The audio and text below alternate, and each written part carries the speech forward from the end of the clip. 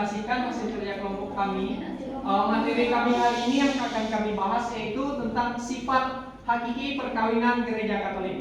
Jadi teman-teman mohon untuk menyimak presentasi kami untuk sportif. Jadi sebelum kita memulai presentasi kita hari ini, kita awali dengan doa.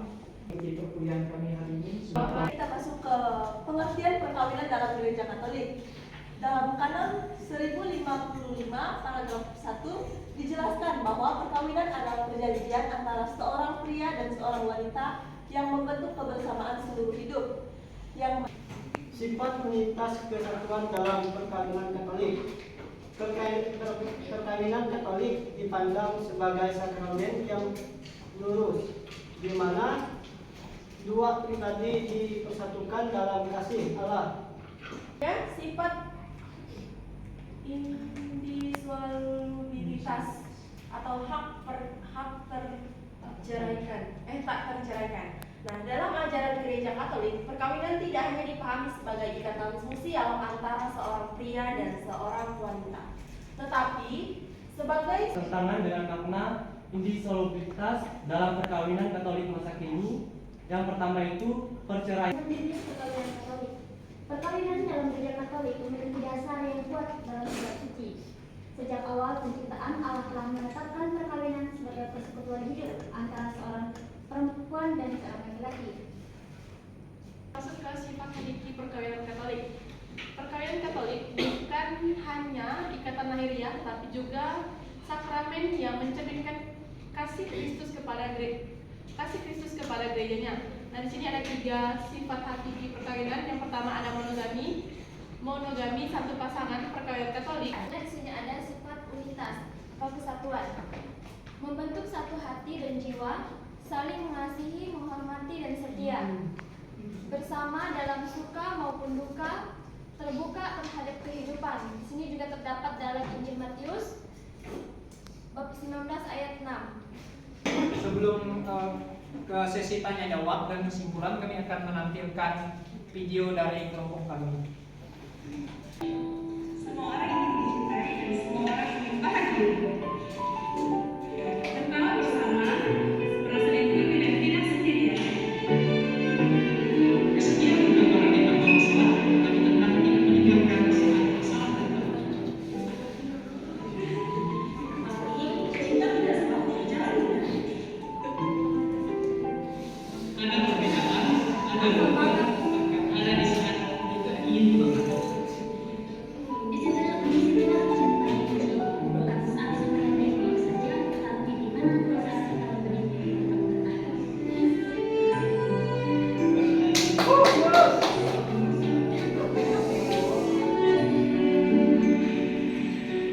Diri satu hati dan tetap setia seumur hidup. Jadi, katakan merupakan sebuah kesempurnaan bagi kehidupan kita sendiri.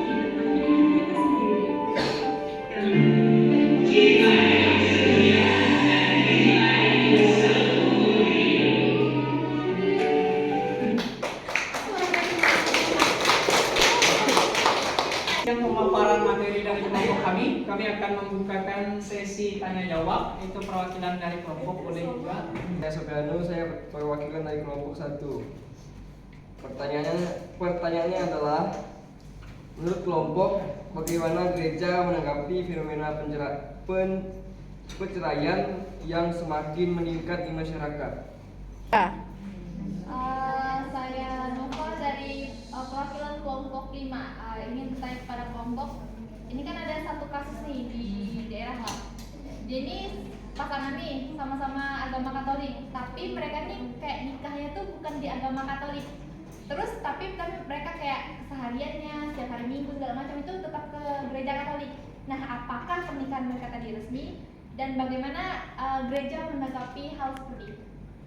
Terima kasih. Atas pertanyaan dari Supianus dan Nova, kami akan menjawab pertanyaan dari Supianus dulu. Silakan kepada Ibu Marsulen. Pertanyaannya kepada kelompok 1, Supianus. Silakan di depan. Kita melarang pasangan-pasangan terutama yang beragama Katolik, karena kan masyarakat ini kan bukan hanya beragama Katolik. Nah, kita memiliki banyak sekali kepercayaan, tapi saya membahas khusus untuk di gereja Katolik. Gereja menanggapi perceraian semakin meningkat. Nah, mungkin kita tidak tahu masalah apa-apa saja yang terjadi dalam pasangan suami istri sehingga mereka memilih untuk bercerai. Nah, dalam gereja Katolik juga sudah ada dokumen-dokumen gereja, bahkan di dalam gereja Katolik itu tidak mengizinkan poligami. Ya, nah, yang sudah pastinya setuju atau tidak setuju ketika sudah resmi menjadi pasangan suami istri, sudah sah, sudah diberkati oleh pastor, itu kan tidak bisa cerai. Nah, gereja Katolik mereka itu belum cerai atau tidak bisa bercerai karena mereka sudah memilih menikah secara Katolik. Mengapa dalam gereja Katolik itu pernikahannya itu sangat sulit? Banyak orang yang tidak memahami Katolik itu ketika mereka menikah. Nah, kalau menurut pemahaman saya, yang namanya kalau kita sebagai seorang Katolik itu pernikahan itu kalau mau dikatakan sah secara gereja Katolik, harus yang namanya menikah di gereja Katolik itu sendiri, di hadapan pastor, kayak di hadapan banyak orang yang saksi kita dalam gereja itu. Kalau kita udah nikah, meskipun kita Katolik, kita nikah di gereja lain, contohnya entah gereja Kristen atau gimana, itu berarti dah nggak sah secara gereja Katolik. Mungkin itu sah secara negara atau gimana, tapi setahu saya nggak, itu kalau nikah di gereja lain itu nggak sah secara gereja Katolik. Nah, terus dari pengalaman Lilis juga katanya sebenarnya kalau kita, dari pengalaman juga ya, kalau nikah nggak di gereja Katolik lagi itu sama aja kita kayak pindah gereja. Tapi itu kita sebenarnya itu nggak boleh nyambut kembali lagi. Kalau kita gereja Katolik kan pernikahan cuma satu, yaitu yang di hadapan para imam. Mereka dikasih sakramen perkawinan. Nah, di luar itu tidak ada perkawinan yang sah. Berbeda sama baptis. Kalau baptis itu kan ada beberapa, mungkin baptis tata cara baptis yang sama di gereja Katolik, yang kalau masuk ke gereja Katolik itu udah jelas-jelas tidak sah karena ada dasarnya di dalam kitab hukum kanonik KHK. Ini tak sembarang ya, KHK, kitab hukum kanonik. Ini yang aturan tentang pernikahan secara Katolik itu kanon 1108 paragraf 1 berbunyi, perkawinan hanya sah apabila dilangsungkan di hadapan ordinaris wilayah atau pastor paroki atau imam atau diakon yang diberi delegasi oleh satu dari mereka itu yang melayaninya, serta di hadapan 2 orang saksi. Tetapi hal itu harus menurut peraturan-peraturan yang dinyatakan dalam kanon di bawah ini, serta dengan tetap berlaku sekecualinya disebut dalam kanon lain. Di sini ada kanon 144, 112 di sini mengatur. Terima kasih kepada kelompok. Perkenalkan, nama saya Sisilia Marise, saya perwakilan dari kelompok 4. Nah, pertanyaan saya itu satu kasus ini. Kita kan tahu generasi muda nih kayak adanya pacaran kumpul-kumpul gitu, tinggal bareng. Nah, terus tuh mereka menikah tuh bukan karena benar-benar ingin menikah, tetapi tuh kayak mereka nikah tuh gara-gara kebobolan gitu. Nah, makanya mereka terpaksa menikah gitu. Nah, jadi pertanyaan saya, apakah ajaran gereja masih relevan bagi generasi muda sekarang? Itu saja. Terima kasih.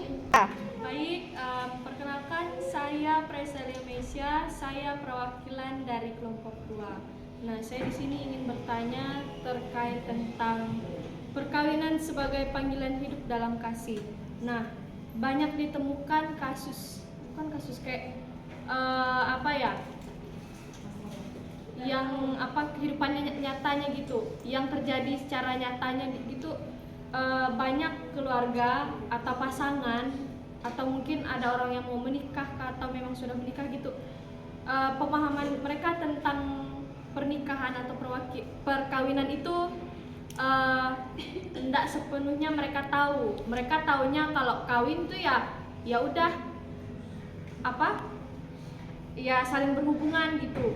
Mereka tuh tidak paham kalau misal kalau di dalam Katolik kan, kalau misalnya perkawinan itu adalah sebuah panggilan hidup.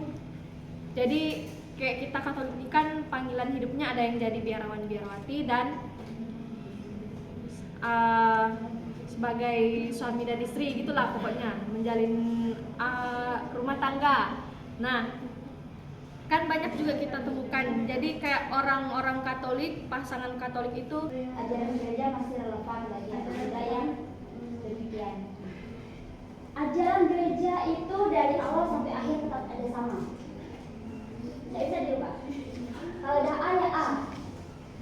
Nah, yang perlu dirubah itu kesadaran kita sebagai anak muda bagaimana. Itu yang bisa kita rubah.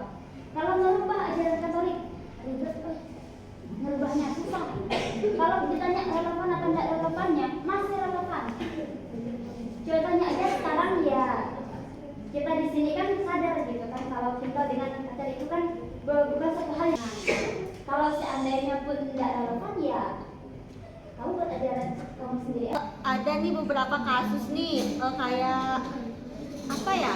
Ada beberapa kayak aturan gereja Katolik itu emang kayak bukan diubah tapi apa sih? Diperbaharui supaya dia tuh kayak apa sih? Seimbang dengan perkembangan zaman gitu tuh. Kan ada tuh, tapi kata kalian kan nggak bisa diubah sama sekali biarpun bagaimana kan, tapi kan kita ketahui kan misalnya beda zaman kan beda lagi kan orang-orangnya kayak gimana, jadi tuh masa sih kayak nggak ada perbaharuan gitu dari gereja, pasti ada kan, tapi kata kalian nggak ada.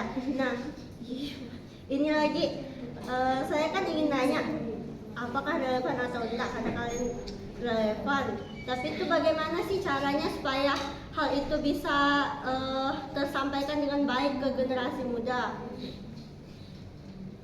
Yang pernah dirubah misal kayak kemarin tuh pandangan gereja yang pertama tuh kan yang pandangan gereja yang sangat fanatik sekali yang mengatakan di luar gereja tidak ada keselamatan. Tapi melalui Konsili Vatikan II ada perubahan, di luar gereja ada benih-benih keselamatan. Itu kan karena yang pernyataan pandangan pertama itu terlalu fanatik. Kita terlalu menganggap bahwa di luar gereja tuh orang pasti masuk neraka. Itu kan enggak boleh karena mengikuti perkembangan zaman, orang banyak agama lain. Sehingga itu memang baik untuk gereja maka dirubah. Terus misal dulu juga misalnya imam membelakangi umat, tetapi setelah Konsili Vatikan dirubah lagi. Imam menghadap ke umat. Tetapi untuk yang kasus kamu tersebut tadi, tidak boleh gereja merubah demi biar mereka tuh diterima di masyarakat, demi apa yang mereka perbuat itu benar. Gereja merubah aturan, pandangan, biar apa yang mereka lakukan tuh dianggap betul. Tidak bisa, karena itu memang salah ya. Tidak bisa. Tapi kalau emang diri mereka tuh tidak sadar akan dirinya tuh sebagai orang Katolik tuh tentang hak dan perkawinan tuh pasti terjadi terus. Itu tuh kembali ke diri kita sendiri lagi. Biarpun gereja pasti selalu memberikan edukasi. Contohnya sebelum nikah pun kita mengadakan KPP. Kanonik itu adalah salah satu contoh cara gereja. Selain itu juga kita sebagai katekis, guru agama pun selalu mengadakan entah itu katekis siapapun itu adalah salah satu contoh cara gereja agar kayak umat tuh mau berubah gitu, kembali ke jalan yang lebih benar. Nah, gereja pun juga memberikan keringanan. Contohnya kayak mereka yang udah nikah adat apa tuh kan selalu diadakannya disebut tuh nikah rehab kayak gitu. Itu pun salah satu contoh kayak gereja tuh kayak membantu mereka kembali ke jalan yang benar kayak gitu.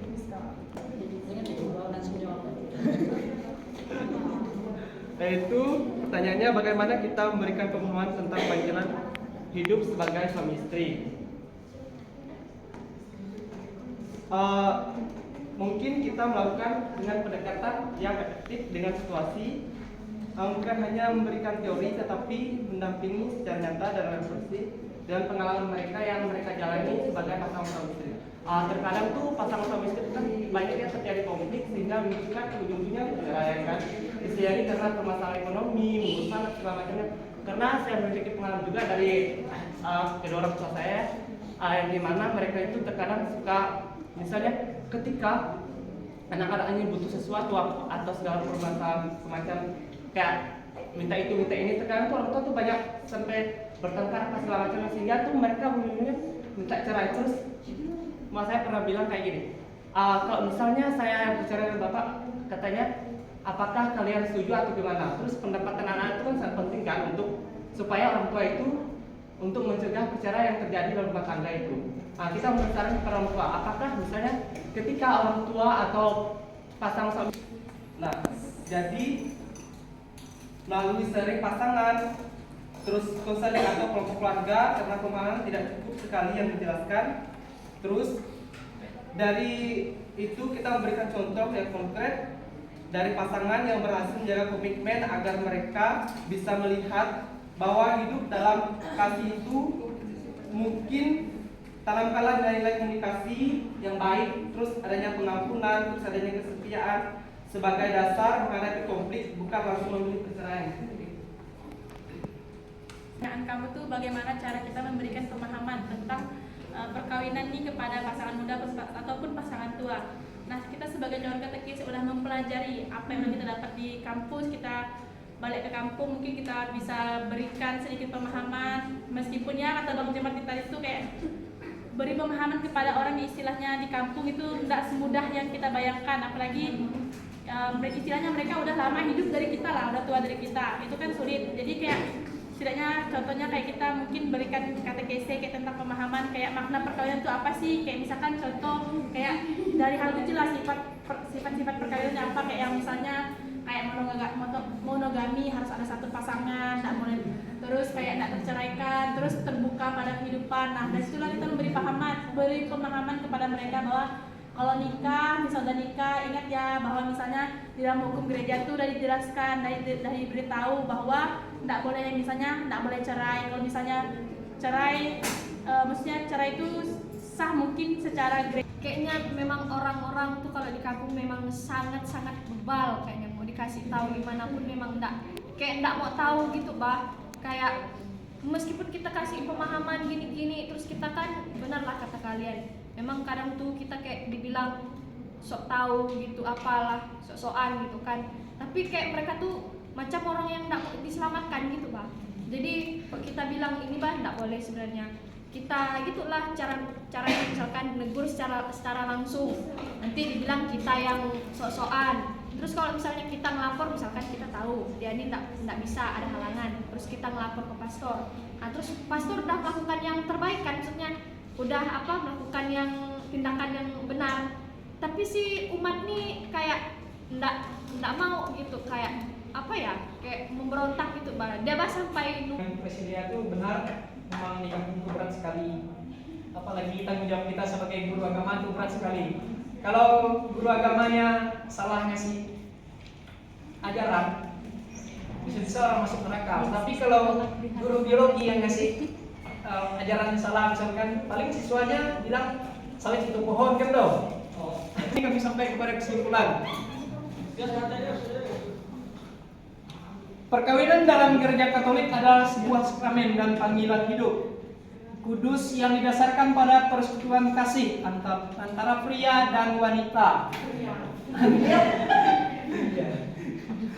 Antara seorang pria dan seorang wanita sebagaimana ditetapkan oleh Allah. Inti ajaran ini terletak pada sifat insolubilitas yang artinya tak terceraikan, yang menegaskan bahwa ikatan perkawinan yang sah bersifat tetap dan tidak dapat diputuskan oleh kekuatan manusia manapun. Hal ini didasarkan pada mandat iblis bahwa apa yang telah dipersatukan oleh Allah tidak boleh dicerai-beraikan oleh manusia. Sekaligus menjadi cerminan dari kesetiaan Allah yang tanpa syarat kepada umatnya. Meskipun tantangan modernitas seperti perceraian dan egoisme seringkali mengancam keutuhan keluarga, gereja terus berkomitmen memberikan pendampingan pastoral guna memperkuat iman dan komitmen pasangan. Demikian, kesetiaan seumur hidup dalam perkawinan bukan sekedar aturan hukum, melainkan sebuah kesaksian iman yang membangun keluarga sebagai tempat pertumbuhan kasih dan nilai Injil yang pokok. Sekian presentasi dari kelompok kami. Kurang lebihnya kami minta maaf, mungkin ada salah kata, salah tindakan, salah perbuatan, kami mohon maaf. Sekian dan terima kasih.